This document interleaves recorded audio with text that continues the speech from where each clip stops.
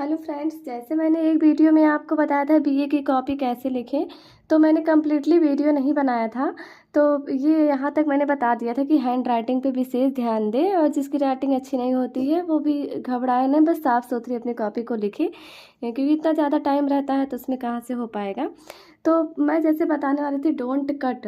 तो don't cut का जैसे मैंने ऐसे लिखा, आप लोगों ने ऐसे लिखा, उसके बाद ऐसे कट कर दिया, तो इस पे क्या रहता है, एग्जामिनर का वो ध्यान चला जाता है कि आपने इसको ऐसे लिख के कट कर दिया है। अगर हम कोई चीज़ लिखते हैं और उसको कट नहीं करते हैं, जैसे मैंने लिख दिया सोशियोलॉजी लिख रही हूँ मैं, उसके बाद मुझसे जो है राइटिंग गलत हो गई, वाई पहले हो गया, जी ऐसे हो गया, तो मैं सोचूंगी कि अरे मुझसे गलत हो गया, फिर मैं क्या करूँगी, कट कर दूँगी। तो बहुत लोग रहते हैं सिंगल कट करते हैं, बहुत लोग रहते हैं उसी में ऐसे ऐसे करके एकदम कट कर देते हैं, जिससे कॉपी एकदम गंदी लगने लगती है।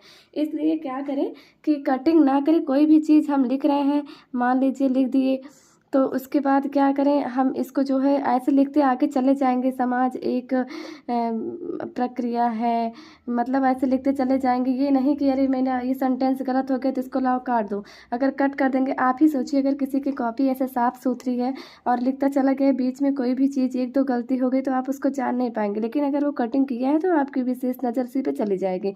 इसलिए आप कटिंग ना करें और कॉपी को साफ़ सुथरी लिखते चले जाएँ। एग्जामिनर एक एक वर्ड्स पढ़ने नहीं बैठा है। दूसरी बात रही कि क्या बोलते हैं, underline the key point. Underline the key point है ये।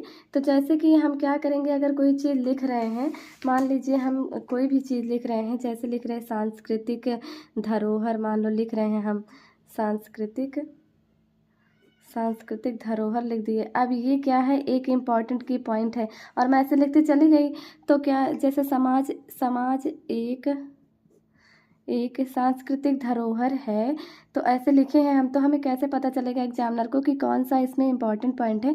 तो इसको हम क्या करेंगे, अगर एक ऐसे अंडरलाइन कर देंगे, उसी पेन से, जो पेन से लिख रहे हैं उसी पेन से कर देंगे, या फिर ब्लैक स्केच से ऐसे अंडरलाइन कर देंगे, तो क्या होगा, इससे जो है बहुत इफ़ेक्टिव होता है और उसमें ये लगता है कि आपको बहुत अच्छे तरीके से आ रहा है, आपने अंडरलाइन कर करके इसको लिखा है।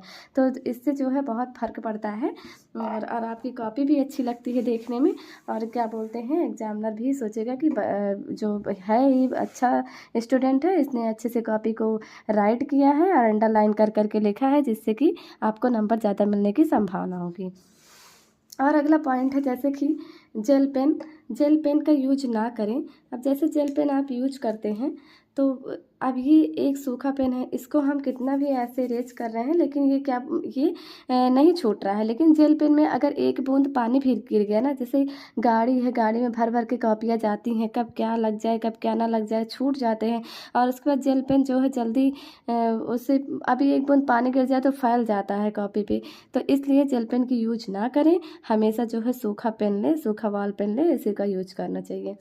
जैसे कुछ भी लिखिए, नंबर तभी मिलेगा, तब भी मिलेगा। जैसे इसका मतलब ये है कि कुछ भी लिखने का मतलब ये है कि जैसे आपको जो चीज़ नहीं आ रहा है, आप सोच रहे हैं कि ये क्वेश्चन छोड़ दें और उसके बाद ना लिखें, लेकिन ऐसा नहीं है कि आप जो है 2 लाइन ऊपर कुछ और लिख दीजिए, 2 लाइन नीचे कुछ और लिख दीजिए, बीच में कुछ भी लिख दीजिए, आपको नंबर ज़रूर मिलेगा। और अगर आपने क्वेश्चन ही छोड़ दिया, उसको अटैम्प्ट ही नहीं किया है, तो आपको नंबर क्या मिलेगा। इसलिए कुछ ना कुछ हर क्वेश्चन में ज़रूर लिखें और उसके बाद उसमें नंबर आपके बढ़ने के चांसेस रहेंगे। क्या चांसेस रहेंगे, बढ़ता है नंबर। और बीए की कॉपी इतना कोई नहीं देखता है, और अगर आप उसको अटैम्प्ट ही नहीं करेंगे तो आप क्या कर पाएंगे, आपको कोई नंबर नहीं मिलेगा। जितने क्वेश्चन आपने डाला होगा उतने नंबर मिल जाएंगे। और ये है जैसे खंड आ। खंड आ का जैसे आपने डाला है, आपको कॉपी मिल गई है, इसमें 20 वर्ड्स, मान लीजिए कि कितने लिखने रहते हैं बीए में, शायद 75 वर्ड्स लिखने रहते हैं। तो जैसे आप, मैं पहले ये बताती हूँ कि जैसे आपने सेक्शन, आपने, आपको मिल गया वो क्या बोलते हैं, आपको कॉपी मिल गई, कॉपी में आपने अपना नंबर वंबर सब कुछ फिल कर दिया है। उसके बाद आपको क्या करना है, तुरंत, मतलब एक एक पेज ऐसे छोड़ के, जैसे आप, तो आपने अपना नंबर वंबर फिल कर दिया, अभी आपको पेपर नहीं मिला है, उसमें आपको टाइम है मिलने में, तो आप फ्री बैठे हैं, तो आप क्या करिए, ऐसे डालिए सेक्शन, आपको दिख रहा है फ्रेंड्स, ये सही से चल नहीं रहा है, सेक्शन ए डालिए और उसके बाद जो है नीचे लिखिए आंसर नंबर 1। ऐसे आप लिख दीजिए। और उसके बाद जो है आप एक पेज छोड़ दीजिए, एक पेज फिर पलटिए और इसके 10 क्वेश्चन करने रहते हैं। तो अब ये भी डाल सकते हैं आप, जैसे हिंदी में डालना हो तो खंड लेकिन ये इंग्लिश वाला इफ़ेक्टिव होता है। प्रश्नोत्तर नंबर इसको ज़रूर डालें, प्रश्नोत्तर नंबर 1।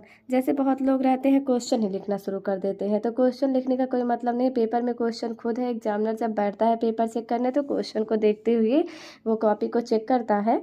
तो आप लोग जो है बस यही डालिए, आंसर नंबर 1 डालिए या प्रश्नोत्तर नंबर 1 डालिए। और वो जो है आपको क्या बोलते हैं, क्वेश्चन मत लिखिए और हेडिंग ज़रूर डालिए। मान लीजिए हेडिंग में कोई भी जैसे है मार्क्सवाद है तो मार्क्सवाद ऐसे हेडिंग डाल दीजिए।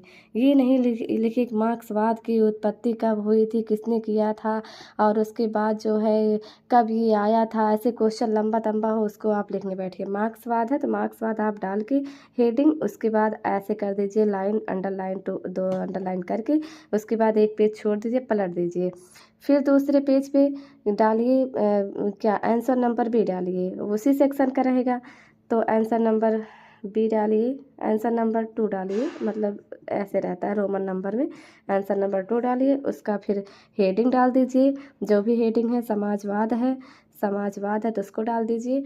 तो ऐसे क्या रहेगा, आपका जो टाइम की बचत होगी। और उसके बाद जो है टाइम की बचत के साथ साथ आपका जो है ये भी रहेगा कि अगर मान लो जल्दी कर रहे हैं तो बार बार उस सब आपको डालना नहीं पड़ेगा, ऑलरेडी आप डाल चुके होंगे। और उस जब पेपर मिलेगा बस आप करना शुरू कर देंगे। पेपर मिलता है तो आप हेडिंग डालते जाइए पहले, जब तक पेपर नहीं मिलता है तब तक ऐसे सेक्शन ए आंसर नंबर 1 ऐसे करके, फिर दूसरा पेज पलट के आंसर नंबर 2 ऐसे करके 10 तक आप कर दीजिए, एक्स तक ऐसे आप कर देंगे।